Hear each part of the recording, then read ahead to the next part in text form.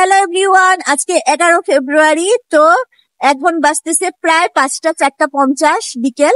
তো আমরা যাচ্ছি কালীঘাটে দর্শন করতে। এই যে গুপিদা কষ্ট করে, হ্যাঁ ক্যাবও চলে আসছে, বারাসাত থেকে কষ্ট করে আসছে আমাদের দর্শন করাবে আমার ভাই। তো চলো যাই। প্রথমে আমরা গেলাম বাগবাজারের মদনমোহন মন্দিরে। মন্দিরটা অনেক অনেক প্রাচীন ও পুরনো, কিন্তু ঠাকুর শয়নে ছিলেন, কাজে ঠাকুর দর্শন তো হলো না, মন খারাপ করলাম। তারপর গোপীদা বললেন যে পরে আবার নিয়ে আসবেন। তো যাই হোক, শোভাবাজারে দেখো 2 দিন পর সরস্বতী পুজো, সবাই ঠাকুর নিয়ে যাচ্ছে। কি যে মানে ভালো লাগছে, তোমাদের বলে বোঝাতে পারবো না। একটা পুজো পুজো ভাইবস, মানে দারুণ দারুণ লাগছিল। যদিও আমরা চলে যাব, পুজোয় থাকবো না। এই ব্লগটা আসলে সরস্বতী পুজোর 2 দিন আগে করা, তো এতদিন পর পোস্ট দিচ্ছি।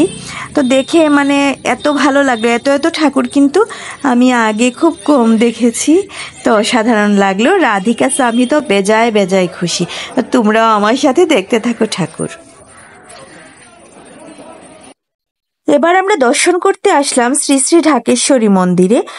এখানে যিনি প্রতিমা আছেন তিনি কিন্তু মানে মেইন যে প্রতিমা ঢাকায় ছিল, উনাকে স্বাধীনতার অনেক অনেক আগে নিয়ে আসা হয়েছিল প্লেনে করে, ঠাকুর পুরোহিতরা নিয়ে এসেছিলেন।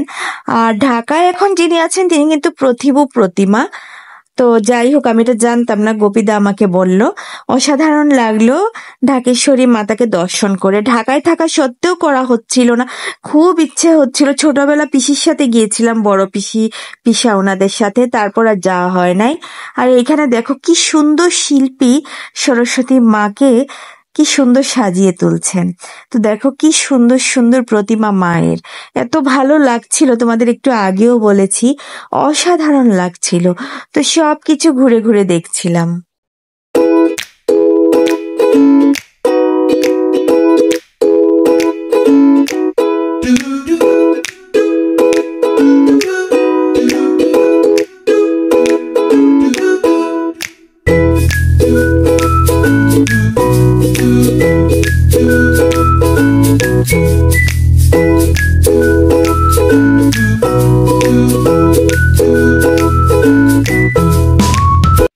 আমরা সবাই হেঁটে চলছি পুরনো কলকাতার গলি ধরে।